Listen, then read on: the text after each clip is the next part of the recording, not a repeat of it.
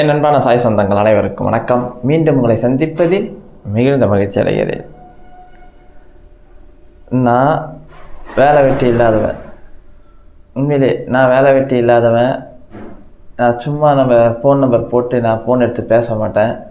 எதுக்கு அப்புறம் ஃபோன் போடுறீங்க, அப்புறம் எதுக்கு நீங்கள் வீடியோவில் ஃபோன் நம்பர்லாம் கொடுக்குறீங்க, நாங்கள் ஃபோன் பண்ணால் நீங்கள் எடுக்கிறதில்ல, இன்னும் சில விஷயங்கள் இதை பற்றி தான் இன்றைக்கி வீடியோவில் பார்க்க போகிறோம். ஒரு நம்பர் எனக்கு ஃபோன் வருது. வியாழக்கிழமை கரெக்டாக 6:30 மணிக்கு காலையில் வருது. நான் அந்த ஃபோன் நம்பர் எடுக்கலை. நான் உதாரணத்துக்கு மட்டும் சொல்கிறதா எல்லாமே, இது ஒரு உதாரணம் தான். ஃபோன் எடுக்கலை. நான் திருப்பி சாயங்காலம் 6:30 மணிக்கு அதே நம்பர் தான் வந்தது. நான் எடுக்கலை. வெள்ளிக்கிழமை திருப்பி 6:30 மணிக்கு வருது. நான் எடுக்க முடியல. நான் எப்பயுமே காலையில் நம்ம உட்காந்து கடவுளுக்காக பிரார்த்தனை பண்ணுற நேரம். திருப்பி வெள்ளிக்கிழமை சாயங்காலமாக அந்த நம்பர் வருது. நான் அப்போ லைவில் இருப்பேன். நான் 6:30 மணிக்கு அப்பயே எடுக்கலை. ஏன்னா அந்த நம்பர் அடிக்கடி வந்துக்கினே இருக்குது. என்ன தான் நம்பர் நம்ம இப்போ சனிக்கிழமை காலையில் திருப்பி அதே நம்பர் ஃபோன் வருது காலையில். அந்த டைம் 6:30 மணிக்கெலாம் தான் நான் எடுத்தேன். சரி, ஏதோ ஒரு முக்கியமான விஷயத்த பேசுவாங்க போல இருக்குது. ஏன்னா தொடர்ந்து அந்த நம்பர் அடிக்கடி வந்துக்கினே இருக்கு. அதான் காலையில் சாயங்காலம் அந்த டைம் 6:30 அந்த டைம் தானே வருதுன்னு சொல்லி நான் எடுத்து பேசுகிறேன். அதாவது நான் அந்த பூஜையெல்லாம் விட்டுட்டு இந்த மாதிரி ரொம்ப முக்கியமாக ஏதோ பண்ணுறாங்களோன்னு நினச்சி எடுத்து பேசும்போதே எதிர்க்க ஒரு சாய் சகோதரி தான். அவங்க பேசின பேச்சு இது தான். ஏன் ஃபோன் பண்ணால் நீங்கள் எடுக்க மாட்டீங்களா? அவங்க பேசின பேச்சு. உங்களுக்கு எத்தனை தடவை ஃபோன் பண்ணுறது, நீங்கள் ஃபோனே எடுக்க மாட்டீங்க, அப்புறம் எதுக்கு ஃபோன் போடுறீங்க? பிரார்த்தனை சொல்லுங்கன்னு எதுக்கு ஃபோன் போடுறீங்க? ஃபோன் பண்ணாலும் நீங்கள் எடுக்க மாட்டீங்க. இனிமேல் அந்த மாதிரிலாம் போடாதீங்க, அப்படி பிரார்த்தனை பண்ணுங்கன்னு சொல்லி நான் சரி. எனக்கு கோவம் வராது. எப்பயுமே கோவம்லாம் வரதில்லை. கோவம்லாம் வந்த காலெல்லாம் போயிடுச்சு. அப்பா எப்போ ஏற்றின கோவம். சரி சாய்ராம், இப்போ சொல்லுங்கள் என்ன பிரார்த்தனை? அடுத்த கேள்வி. அவன் கேட்ட கேள்விக்கு அடுத்த கேள்வி நான் கேட்டேன். சரி சாய்ராம், என்ன பிரார்த்தனை சொல்லுங்கன்னு. அவங்க சொன்ன பதில், பிரார்த்தனைலாம் ஒன்றும் இல்லை சார், எனக்கு ஒரு சந்தேகம் உங்ககிட்ட கேட்கணும். நாங்கள் என்ன சந்தேகம்? நேற்று எனக்கு ஒரு கனவு வந்தது. அந்த கனவை பற்றி தான் கேட்கணும். நாங்கள் யோசனை பண்ணி பாருங்களேன். அந்த சுச்சுவேஷனில் நீங்கள் இருந்தால் என்ன பண்ணியிருப்பீங்கன்னு எனக்கு தெரியல. நான் கூலாக சொன்னேன், கனவை பற்றி சந்தேகமா, எனக்கு ஒரு 10 மணிக்கு மேலே பண்ணுங்கள் சாய்ராம், நான் பிரார்த்தனையில் உட்காந்துருக்குறேன். இப்போ எனக்கு காலையில் 6:30 மணிக்கு நான் அந்த பிரார்த்தனைலாம் பண்ணி முடிச்சு தான் பேசுனேன். அவங்க சொன்ன அடுத்த பதில், ஐயோ எனக்கு அப்போ நேரம்லாம் இருக்கா சாய்ராம், காலையில் இப்போ பசங்களுக்கு சமையல் செய்யும்போது கொஞ்சம் நேரம் கிடைக்குது, நான் அவங்க கூட பேசுவேன், அதுக்கப்புறம் நான் கொஞ்சம் பிஸியாகிடுவேன். நான் சரிம்மா மதியானம் மதியானம் பண்ண முடியாது சாய்ராம், எப்போ தான் ஒரு நாளைக்கு சாயங்காலம் 6:30 7 மணிக்கா பண்ணுவானுங்க. ஏமா அந்த நேரத்தில் பண்ணுறீங்க? நான் அப்போ தான் எங்கள் பசங்க ஸ்கூலுக்கு வந்து முடிச்சுட்டு டியூஷன் பண்ணுவாங்க, அப்போ தான் நான் ஃப்ரீயாக இருப்பேன். நான் சரிம்மா எனக்கு பண்ணுங்கன்னு சொல்லி வாட்ஸ்அப்பில் அவங்க என்ன சந்தேகம் எனக்கு அனுப்பி வைங்கன்னு சொல்லிட்டேன். நான்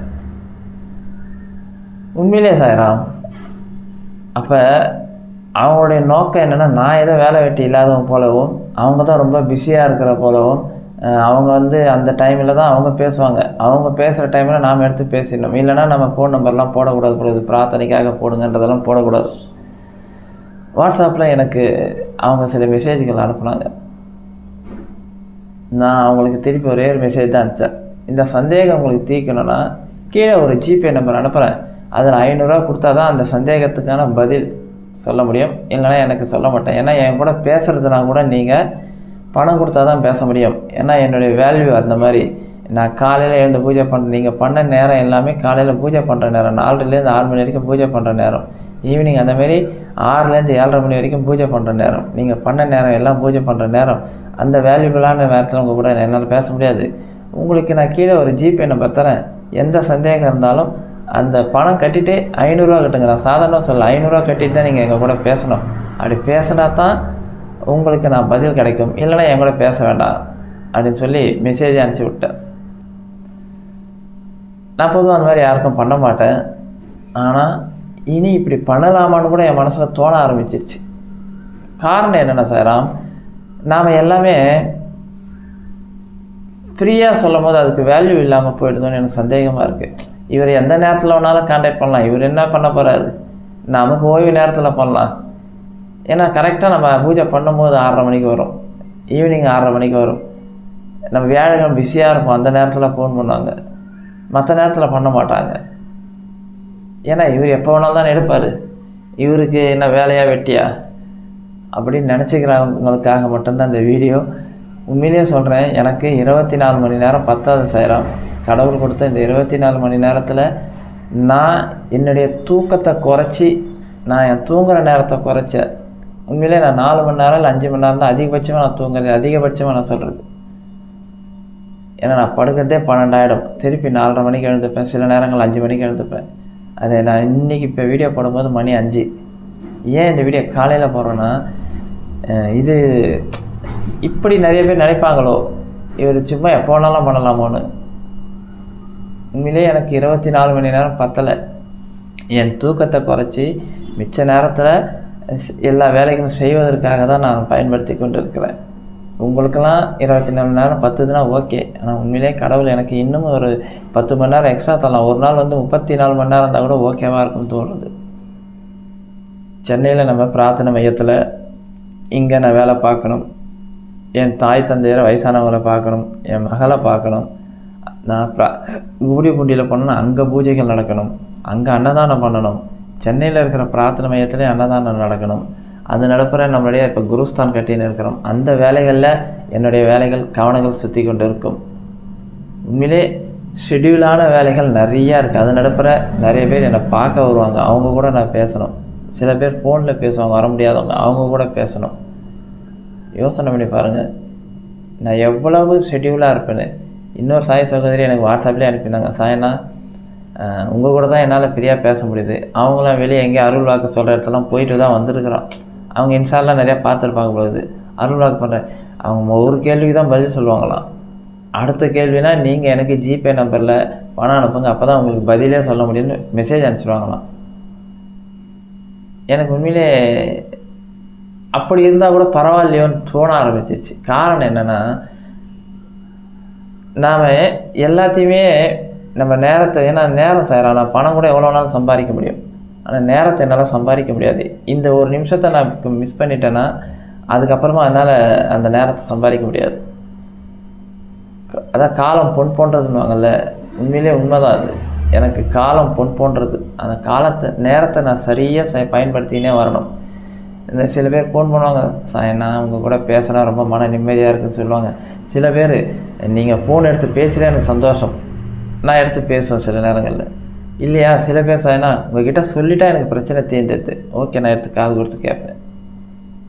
ஏன்னா அந்த சாய் சகோதர சகோதரிகள்லாம் நாம் எல்லாம் ஒரே குடும்பமாக இருக்கிறோம். அவங்களுடைய கவலைகளே நம்மக்கிட்ட சொல்கிறாங்க, அதை காது கொடுத்து கேட்க போகிறோம். அது அப்பா தான் கேட்க போகிறாங்க, நான் கேட்க போகிறது இல்லை. அப்பா அவங்க சொல்லிட்டாங்கன்னு சொல்லி அப்பா கிட்டே வச்சுருவேன். அது மாதிரி உண்மையான பாசத்தில் பேசும்போது எனக்கு அது நல்ல பலன் இருக்குது.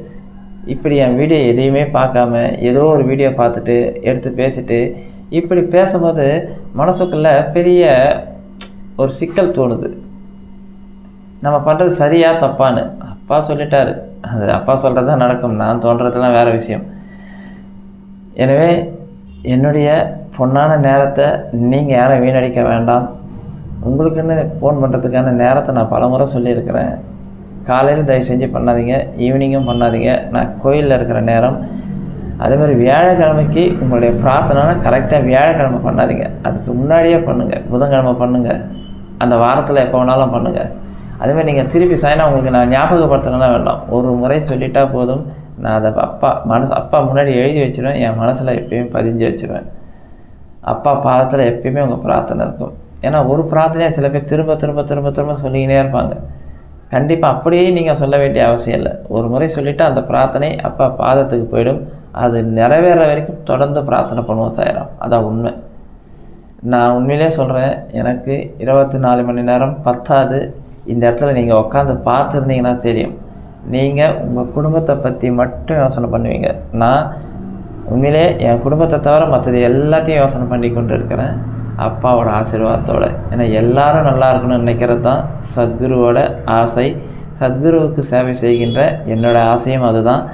என் குடும்பத்தை விட மற்றவங்களுக்காக தான் நான் முன்னாடி போய் நிற்பேன். அப்பா கிட்ட நிறையா பிரார்த்தனையை வைக்கிறதும் அதுதான்.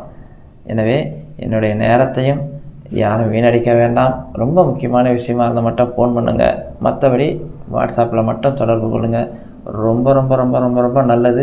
யோசனை பண்ணி பாருங்கள். கும்மிடி பூண்டிட்டு சென்னை பைக்லேயே போயிட்டு வரணும். 60 கிலோமீட்டர் மேலே அடிக்கிற வெயிலில், அன்னதானம் அடிக்கிற வெயிலில் நான் தான் செய்வேன். எல்லாத்தையும் நான் செய்கிறதுக்கு காரணம் என்னென்னா, அப்பாவுக்கு நான் செய்யும் போது அவ்வளோ பெரிய ஆனந்தம். நான் அன்னதானம் செய்யும் போது தான் நிறைய ஃபோன் வரும். நான் ஃபோன் பேசுவேன்னா அன்னதானம் செய்வேனா வியாழக்கிழமை. எனவே என்னுடைய நேரத்தில் காலையில் 10 மணிக்கு மேலே ஃபோன் பண்ணுங்கள். மதியானம் ஃபுல்லாக பேசலாம். ஈவினிங் 3-4 மணிக்குள்ளே முடிச்சிடுங்க. இல்லை நைட்டு 9 மணிக்கு மேலே ஃபோன் பண்ணுங்கள் சாரம்.